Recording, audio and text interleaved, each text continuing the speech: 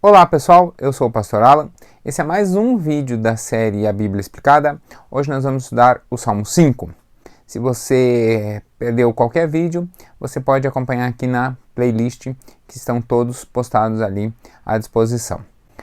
Nós estamos vendo salmo a salmo, estudando cada um dos salmos, e há um vídeo para cada um. Sempre curtinho, mas sempre tentando trazer um bom estudo a respeito deles.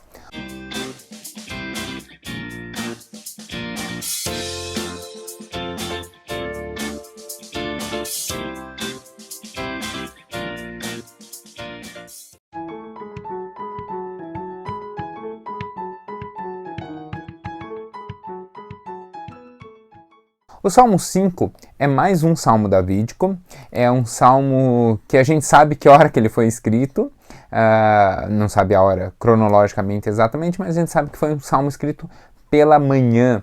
Por quê? Porque os salmos, a rotina de oração de Davi, a gente tem uma série de relatos disso. A rotina de oração de Davi era clamar de manhã em função dos seus inimigos, né? Então, orar para que Deus fortalecesse o seu reino, fortalecesse o seu povo, de modo a livrá-los dos inimigos. Normalmente é o que Davi fazia de manhã. Isso você viu já no Salmo 3, já viu no Salmo 4, e o Salmo 5 não é diferente. Ele está na mesma vertente. Mas a gente vai ver que esse a gente sabe, inclusive, que hora que isso foi escrito. Se você quer compreender que inimigos são esses, que diferenças são essas, quais são os inimigos de Davi, lá no livro de 2 Samuel, capítulo 10, versículo 19, você tem essa apresentação de quem são os inimigos de Davi. Então, vamos começar a nossa leitura? Salmo 5, então a partir do versículo 1, vai demonstrar isso. Ele continua com aquelas anotações, continua sendo escrito para o mestre da música. Dessa vez, ao contrário do Salmo 4, não é de Nechnot, não tem os instrumentos de corda. Esse é feito para instrumentos de sopro ou para flautas, não sei como está aí na sua versão. Continua sendo um salmo davídico, ou seja, um salmo Ba-Davi. O versículo 1 diz exatamente assim: Escuta, Senhor, as minhas palavras, considera o meu gemer. Aqui a ideia é que Davi se utiliza desse clamor inexprimível. O gemer aqui são as dores, são as angústias. É por isso que o versículo 2 ele vai dizer assim: Atenta para o meu grito de socorro, meu Rei e meu Deus, pois é a ti que imploro. Então, quando ele pede socorro, quando ele já não tem mais forças para clamar, quando ele já não tem mais voz para dizer o que ele precisa, mas ainda assim a angústia o toma, esse gemido, essa expressão, talvez um pouco até inconsciente ou ininteligível, né, que a gente não consegue compreender, mas é um gemido de dor, mas é uma dor honesta e uma dor de confiança no Senhor. É esse gemido, essa expressão que Davi coloca aqui nos versos 1 e 2. Por isso ele fala isso, né? E aí ele direciona quem? O versículo 2 na segunda parte vai dizer: Meu Rei e meu Deus. Mostra a relação que Davi tinha justamente com o Senhor. Pois é a ti que imploro.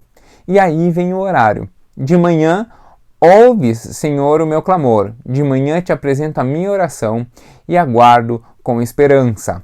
Manhã, aqui ele está falando de manhã mesmo, né, no período da manhã, mas não apenas a manhã do ponto de vista físico. Qualquer manhã sobre a nossa vida é um momento de clamarmos ao Senhor. Quando que acontece uma manhã sobre a nossa vida? Cada vez que a misericórdia do Senhor se renova, cada vez que a misericórdia do Senhor se apresenta, nós temos uma nova manhã.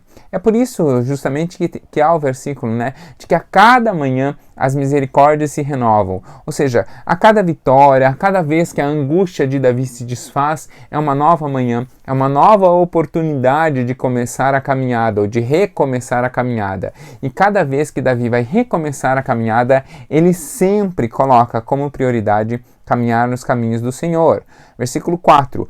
Tu não és um Deus que tenha prazer na injustiça. Contigo o mal não pode habitar. E aqui Davi, quando faz uma coisa que nós fazemos muito, que é lembrar Deus de quem Deus é. Na verdade, nós não estamos lembrando Deus de quem Deus é. Quando nós lembramos quem Deus é, nós estamos dizendo para nós quem Deus é. Então, quando ele fala assim, que Deus não é um Deus de caminhar na injustiça, é porque ele está em um cenário de injustiça e que ele fala, não, esse cenário não é o cenário em que Deus quer que o seu rei esteja. Esse não é o cenário em que Deus quer que o seu filho esteja.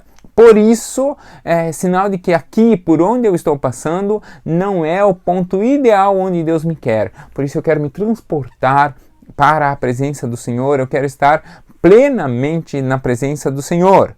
E aí ele vai fazer de novo aquela ideia do paralelismo, ele vai fazer então o contraponto, dizendo, Deus é um Deus de justiça, verso 4 ainda, né? Deus não é um Deus de injustiça, Deus não habita na injustiça, não tem prazer na injustiça. E aí vem o verso 5. Os arrogantes não são aceitos na tua presença. Por quê? Porque o arrogante ele está cheio de si mesmo. Né? Então, para estar diante do Senhor é preciso esvaziar-se. No vídeo do Teu Legal que nós falamos sobre os estados de Jesus, eu falo sobre isso, sobre como o próprio Jesus se humilhou, né? Estado de humilhação, se esvaziou, se humilhou, deixou de lado quem ele era diante do reino para se fazer menino e morrer, morte de cruz, para que nós pudéssemos ter acesso ao Pai. Então os arrogantes não são aceitos na presença de Deus por causa disso. Porque Deus odeia todos os que praticam o mal. Assim termina o verso 5. E o que Deus faz, né, com os arrogantes? O que Deus faz com os mentirosos? Ele vai continuar dizendo, destrói os mentirosos, os assassinos e os traiçoeiros, o Senhor detesta. Ou seja, essas pessoas Deus destrói. Aí talvez você diga assim, mas e Deus não pode perdoar um assassino? Deus não pode perdoar um mentiroso? Deus não pode perdoar um traiçoeiro? Pode, claro que pode. A misericórdia é isso. Davi não matou muitos e mesmo assim tinha o coração segundo o coração de Deus? Sim, né? Era um homem segundo o coração de Deus. Agora, quando Deus transforma a nossa mente, quando Deus renova a nossa mente, quando nós passamos pelo processo de metanoia, de mudança de pensamento, de mudança de mente, de conversão dos nossos caminhos, aquele velho homem Deus destruiu. Né? Não quer dizer que você não tenha deixado de existir, mas que aquele velho homem desistiu. E aí Davi então continua, verso 7, dizendo, eu, porém, tenho o teu grande amor, entrarei em tua casa, com temor me inclinarei para o seu santo templo. Davi não é arrogante, ele fala assim, olha, com temor eu reverenciarei, eu me prostrarei no seu santo templo. Mostrando, né, eu sou o rei, mas eu me curvo diante do Rei dos Reis. Versículo 8. Conduze-me, Senhor, na tua justiça, por causa dos meus inimigos, aplana o teu caminho diante de mim, né? Sem montanhas, sem dificuldades, deixa planinho, faz com que o meu caminho para chegar diante do Senhor seja tranquilo, sereno, mais fácil, me ajuda, Deus, a me chegar mais perto de você. E aí o verso 9 é muito bonito e bastante poético, porque diz assim, nos lábios deles não há palavra confiável, suas mentes só tramam destruição, suas gargantas são um túmulo aberto com suas línguas enganam sutilmente. Então essa construção literária, ainda que seja pesada, né, é bonita porque ele vai fazer um paralelismo não, uma figura de linguagem aqui, né? Então ele vai dizer assim, ó, a boca deles está, não há palavra confiável, né? Então ele vai dizer, olha, a boca está falando algo, mas mais importante, a mente está em destruição, a mente está maquinando, arquitetando o que é ruim. E as coisas que eles falam são palavras sem vida. Por isso que ele vai dizer ali, né? Suas gargantas são um túmulo aberto e as suas línguas enganam sutilmente. Então, quando ele fala aqui de língua, ele não está falando a língua da pessoa, mas sim aquelas coisas que ele diz. Por isso, verso 10. Ele começa dizendo que Deus é um Deus de justiça. Condena-os, ó Deus. Caiam eles por suas próprias maquinações, né? Então, eles ficam maquinando mal, agora eles vão pagar por esse mal. Expulsa-os por causa de seus muitos crimes, pois se rebelaram contra ti. Olha que interessante, Davi também peca, tem uma série de pecados, inclusive relatados. Mas qual é a diferença de Davi? Davi clama para si misericórdia, porque se arrepende e, como está escrito ali, se esvazia, se prostra diante do templo.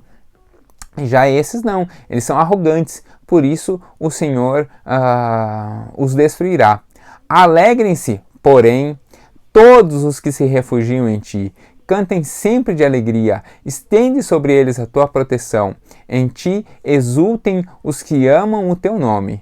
Pois tu, Senhor, verso 12, pois tu, Senhor, abençoa o justo, o seu favor o protege como um escudo. Ou seja, aqui é a ideia, né? Aqueles que são maus vão encontrar a própria destruição. Mas aqueles que não buscam a si mesmo, mas buscam o Senhor, o próprio Senhor se apresentará a eles e lhes dará então, ao final, a alegria e a vitória. Que o seu coração esteja assim também, desejoso de se chegar a Deus, de se aproximar do Senhor e caminhar cada dia mais próximo daquilo que Deus quer para a sua vida.